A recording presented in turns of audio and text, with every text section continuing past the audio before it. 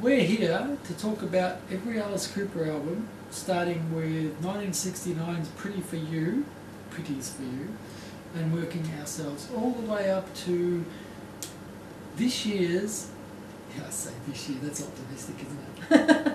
Well, the tour is going to start in July. So the album should be out in June. Yeah. This year's Along Came a Spider. Hmm. And when I saw the tour dates, I didn't notice Australia being mentioned. The man's been here twice in a year. That doesn't matter. Okay, we're on to the review. Pretties For You came out in 1969, and it's terrible. It's bad. Mm-hmm. You agree? Yes, It's very all- much so. I couldn't pick out a track on either of those albums, Pretties For You or Easy Action. I couldn't pick out a track that was worthy, except with the very vague possibility of a song called Reflected. That's just because it evolved into Elected. It did, Whether or not it was intentional or not, yes. we don't know. You Want to Be Reflected became I Want to Be Elected. Mm. You see this? This is Alice. See? This is Alice's reaction upon hearing those two albums now, today. You can see he's got some grey hairs up here and he's in agony. So was I when I had to listen to them today. He's also in a straitjacket. He's in a straitjacket as well, because he's absolutely disgusted. Mm. But anyway, there's a song on there called Today Mueller, which Mhm. is, it just reminds me of Oompa Loompas, Yep. like from Willy Wonka and the Chocolate Factory. Yep. Oompa said that quite a few Loompa, times. diddly-doo. Well, that's because you keep fucking up the film and we keep having to do it. This is our third take. That's because he keeps mentioning other artists, Okay, I'm not going to mention anyone else. insulting other artists. Can I mention this bit though? My notes? What, that Alice doesn't have a nice ass? Yeah.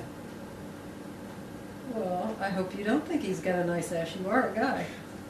In my notes, right here, paragraph 5, no subsection, just paragraph 5, it says, in today's music world, no one could release albums this bad, except perhaps Madonna and Kylie.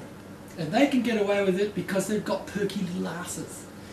Alice doesn't have one. He's too skinny. You gotta have an ass to have a nice ass. That's right.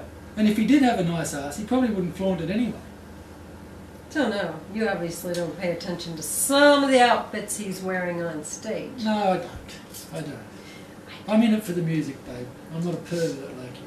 Oh, I'm in it for the music too, but, you know. Well, even Alice's vocals on these two albums, Alice's strong point throughout his whole career since 1971 has been his strong vocals. They're terrific. Mm-hmm. Pre-1971, these two albums, that is, it's awful. It's awful. Alice actually sounds awful. Can you imagine? Can you imagine it? Alice sounding awful. Yes, because I've heard them. Yeah. We had to listen to them today so we could review them, and I can't find a good thing to say about any of them, except that they're not playing now. Well, these two albums, the lyrics are terrible, and which is a shame because Alice is a great songwriter. It sounds as if they haven't quite learned how to play their instruments yet. And, it's just horrible. Really horrible.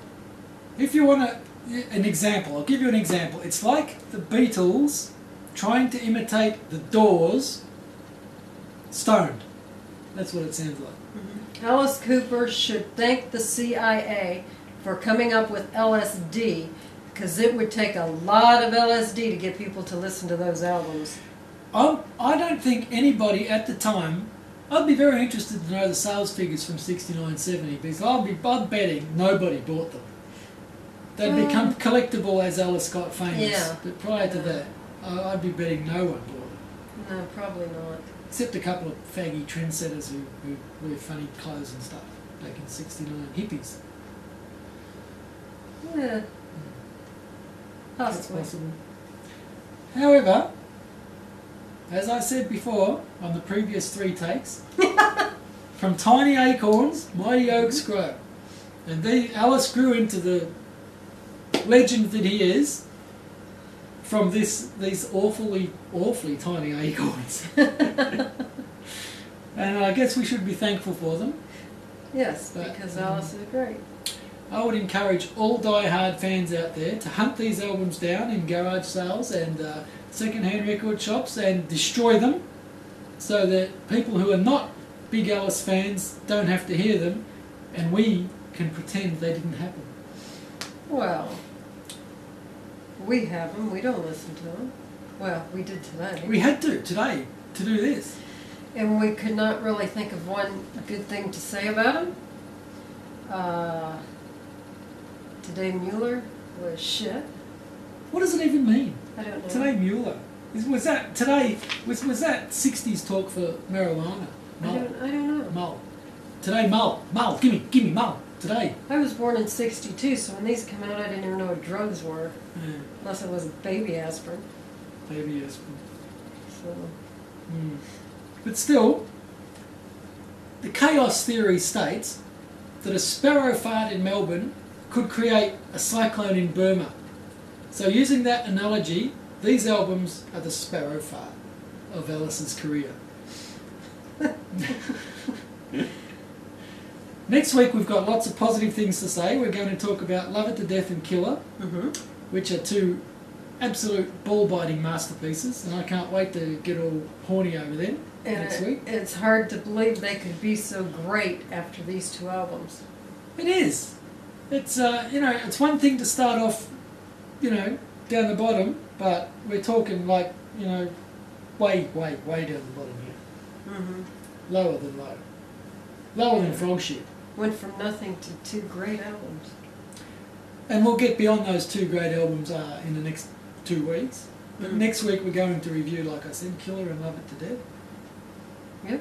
And Love It to Death happens to have one of my all-time favourite Alice songs on it, which I can't wait to tell you about next week. And the only reason we're rattling on like that is because we really cannot think of anything good to say about Pretties for You or Easy Action, so... But we hope you enjoy this very ordinary video, and we're hoping, as I said earlier about the acorns and shit, we're hoping that this will grow and we'll get better at it and more relaxed in front of the camera, because, this is the third time we've done this and I'm getting really pissed off. So maybe next week it'll be more spontaneous for you. Well, really, we are trying to find something to say about two albums that we just really don't want to talk about. Well, that's it. My recommendation to all of you is, as I say, the die-hard fans, hunt them down and kill them. Everybody else, if you see them, just ignore them. Don't wipe them completely from history. Okay? Until next week, thank you for watching if you watched this far. If you didn't, up yours. See you next week. Bye.